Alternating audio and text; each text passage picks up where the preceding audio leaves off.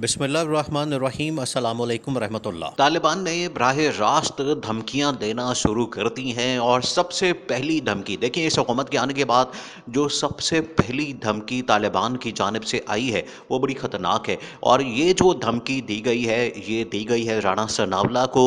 بلاول بھٹو کو۔ رانا ثناءاللہ نے کچھ دن پہلے طالبان سے متعلق اتنی خطرناک بات کی تھی، اور امریکہ کی ایما کے اوپر، امریکہ کے کہنے کے اوپر، دیکھیں جو امریکہ کے ساتھ تعلقات ہیں اور افغانستان کے ساتھ جو تعلقات ہیں اس کو آپ نے سمجھنا ہے، اور دیکھیں جو عمران خان نے اس تعلقات کو بہتر طریقے سے مینج کیا ہوا تھا، یہ عمران خان کی کامیابی تھی، عمران خان کی شاندار فارن پالیسی تھی، اور عمران خان اسی لیے تو اس سازش کا شکار ہوا کیونکہ عمران خان نے بڑے اچھے طریقے سے امریکہ کو بھی مینج کیا ہوا تھا، امریکہ کے ساتھ بھی تعلقات رکھے ہوئے تھے، اور افغانستان کے ساتھ بھی، افغان طالبان، پاکستانی طالبان اور افغان حکومت کے ساتھ۔ عمران خان نے کیا کیا ہوا تھا؟ عمران خان کے خلاف جو سازش ہوئی وہ اسی وجہ سے ہوئی کہ عمران خان کو یہ کہا جاتا تھا کہ آپ افغانستان کے اوپر دوبارہ سے آپریشن کریں، کارروائی کریں، اور اس کے لیے اگر آپ نے نہیں کرنی، اگر آپ کی فوج نے نہیں کرنی تو پھر اس کے لیے کیا کیا جائے کہ ہمیں فوجی اڈے دے دیا جائیں پاکستان کے اندر، اور عمران خان نے دو ٹوک جواب دیا تھا اس کا کہ ایبسولوٹلی ناٹ۔ اس کے بعد سے ہی عمران خان کے خلاف پھر سازش شروع ہوئی تھی۔ جب عمران خان نے یہاں سے، لیکن دو چیزیں اب آپ نے سمجھنی ہے، ایک تو یہ کہ یہ جو افغانستان کا معاملہ ہے اس کے اندر کوئی ملٹری سلوشن نہیں ہے۔ آپ ملٹری سلوشن کی طرف جائیں گے، آپ لڑائی کی طرف جائیں گے، آپ جنگ کی طرف جائیں گے تو جنگ سے آپ جو طالبان ہے یا افغانستان ہے ان کے اوپر آپ قبضہ نہیں کر سکتے، ان کے خلاف آپ جنگ نہیں کر سکتے، ان سے جیت نہیں سکتے، یہ تو پاسبل نہیں ہے، یہ آپ ذہن سے نکال دیں، کیونکہ پچھلے 200-300 سال کی تاریخ اٹھا کے دیکھ لیں، یہ 2 سال کی، 5 سال کی یا 10 سال کی تاریخ نہیں، پچھلے 100 سال کی، 200 سال کی تاریخ اٹھا کے دیکھ لیں، افغانستان کے اوپر جس نے بھی حملہ کیا، جس نے بھی آ کے قبضہ کرنے کی کوشش کی، وہ یہاں پر دفن ہوا، اس کی قبریں یہاں پر بنی۔ تو اب یہ جو امریکہ کے کہنے کے اوپر اس حکومت نے، یہ حکومت اصل میں خوش کرنا چاہتی ہے امریکہ کو اس مقصد کے لیے کہ ہمیں آئی ایم ایف سے ڈیل مل جائے گی، ہمیں ڈالرز مل جائیں گے، ہمیں پیسے مل جائیں گے، اور ہماری کچھ بچت ہو جائے گی، ہم اپنا فائنینشیل کرائسس سے نکل آئیں گے۔ تو یہ اب اس طرح کی چیزوں سے ممکن نہیں۔ آپ اپنے پیروں پہ خود کھڑے ہوں، آپ اپنی انڈسٹری کو بہتر کریں، اپنے حالات کو بہتر کریں، اپنے معاملات کو بہتر کریں، اپنا لوٹ مارا بند کریں، اپنی کرپشن بند کریں، اپنی منی لانڈرنگ بند کریں، پھر آٹومیٹکلی ملک بہتر ہو جائے گا۔ آئی ایم ایف سے تھوڑی ملک چلتے ہیں، پوری دنیا کے اندر آئی ایم ایف تھوڑی ملک چلا رہی ہے۔ آئی ایم ایف تو اصل میں کام کرتی ہے اکنامک ہٹ مین کے طور پر، وہ آ کے قرضوں کے اندر جکڑتی ہے کسی بھی ملک کو، اور اس کے بعد اس ملک کو غلام بنا دیتے ہیں،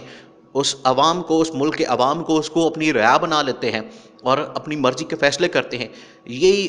عام نے آئی ایم ایف سے ڈیل لینے کے لیے اب افغانستان کے خلاف جب بیان دے دیا، افغان طالبان اور پاکستانی طالبان کے خلاف بیان دے دیا، تو ان کی طرف سے ریاکشن آ گیا، ان کی طرف سے اس طرح کے ریاکشن آیا کہ انہیں پاکستانی فوج کو بھی نہیں بخشا، پاکستانی فوج کے اوپر بھی اب حملے شروع کر دیے۔ لیکن ناکامی کس کی ہے؟ اصل بات تو یہ ہے کہ ناکامی کس کی ہے؟ ناکامی ہے اس حکومت کی، ناکامی ہے اس وزیر داخلہ کی، ناکامی ہے اس وزیر خارجہ کی، بلاول بھٹو کی، رانا ثناءاللہ کی، شہباز شریف کی۔ ان کی ناکامی کی وجہ سے اس حالت میں پہنچے ہیں کہ طالبان نے پاکستان کے خلاف اس طرح کے بیانات اور باقاعدہ پریس ریلیز، ایک اعلامیہ بڑا خطرناک قسم کا جاری کیا، جس میں ان کے اوپر تو حملوں کی بات کی گئی ہے، جو بلاول بھٹو کے اوپر یا شہباز شریف کے اوپر یا ان کی پارٹی کے جو اہم ترین رہنما ہیں ان کے اوپر، لیکن ساتھ ہی انہوں نے جو پاکستان کی فوج کے متعلق باتیں کی ہیں وہ بڑی خطرناک ہے۔ لیکن وہ آخرکار پاکستانی فوج نے پھر اس کے اوپر ایکشن لینا ہے۔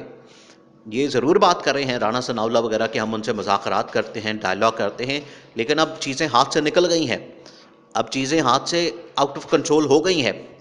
اب اگر آپ نے کوئی بات کی ہے، آپ نے کوئی سٹیٹمنٹ دیا ہے تو اس کا وہ بدلہ لیں گے، اور اس کا بدلہ وہ پھر یہاں کے انٹیلیجنس کے لوگوں کو مار کے لے رہے ہیں، ان کو شہید کر کے لے رہے ہیں، یہاں کے معصوم لوگوں کو مار رہے ہیں۔ ان کو اس بات کی سمجھ نہیں آئی کہ وزیر داخلہ رانا ثناءاللہ یا بلاول بھٹو ان کے اوپر بات تو کر دیں گے، لیکن اس کا بدلہ ان سے،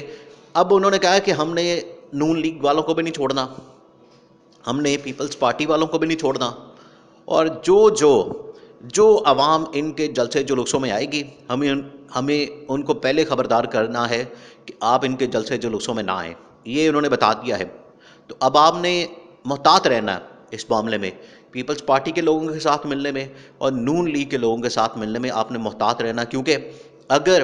حملہ ہوتا ہے تو اس کے اندر عوام زیادہ ماری جاتی ہے، عوام زیادہ شہید ہوتی ہے، عوام کا زیادہ نقصان ہوتا ہے، ان کا نقصان کم ہوتا ہے، ان کے پاس تو بلٹ پروف گاڑیاں بھی ہوتی ہیں، ان کے پاس تمام چیزیں ہوتی ہیں، وہ سارے گیجٹ ہوتے ہیں، یہ تو بچ جاتے ہیں، عوام بیچاری ماری جاتی ہے، تو اس سے بچنا ہے آپ نے۔ لیکن یہ جو اب معاملہ ایک کھلا ہے، یہ جو محاذ کھلنے جا رہا ہے، یہ بڑا خطرناک ہے۔ اس میں رانا ثناءاللہ نے ایک ایسی بات کر کے بے وقوفوں کی طرح، رانا ثناءاللہ نے جنگ میں تو پھنسا دیا ہے، لیکن یہ جنگ بڑی خطرناک ہے۔ یہ جو جنگ ہے یہ پاکستان کو 30 سے 40 سال، جو پاکستان نے اتنی زیادہ محنت کی، پاکستان نے اتنا زیادہ کام کیا پچھلے 10-15 سال میں، جس طریقے سے پاکستان نے اپنی فوج نے جانیں قربان کی، فوج نے شہادتیں دیں، ملک کا نقصان کیا، ملک کے اندر سے آپ نے ملک کو انٹرنیشنلی ایک دہشت گرد ملک ڈکلیئر کر دیا گیا تھا، لیکن پاکستان کی فوج نے اس کا امیج بہتر کیا، اور وہ جو دہشت گردی کا ایک لیبل لگا تھا اس کو بھی ہٹایا، اس کو بھی ٹھیک کیا۔ تو یہ پاکستان کی فوج کی ہی وجہ سے یہ سارا کام ہوا تھا، پاکستان بہتر ہوا تھا۔ لیکن ان نااہلوں نے آ کے پاکستان کو دوبارہ اسی کھائی میں دھکیل دیا، اسی کھائی میں جس کے اندر پہلے پاکستان مشرف نے دھکیلا تھا،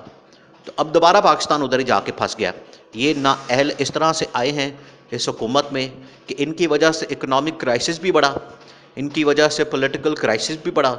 پنجاب کے اندر بھی کرائسس بڑھا،